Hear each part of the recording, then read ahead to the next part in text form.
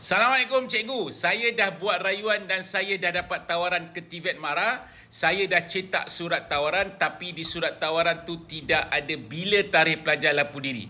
Boleh bantu saya cikgu? Bila tarikh lapu diri pelajar dalam fasa rayuan? Seperti mana yang saya maklumkan kepada anda sebelum ini, sekiranya anda membuat rayuan pada hari ini iaitu 8 Jun 2026, keputusan tawaran boleh dapat terus pada hari ini bergantung kepada institusi.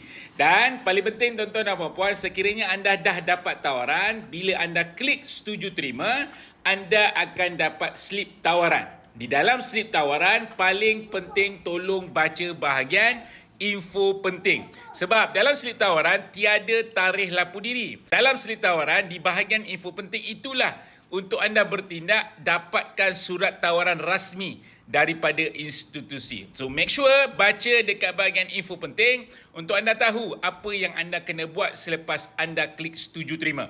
Kepada anda yang belum lagi buat rayuan, make sure anda buat rayuan dan pastikan anda alert dengan email anda dan juga portal UP_TVET supaya anda semak masa ke masa untuk anda dapatkan tawaran daripada institusi yang anda mohon.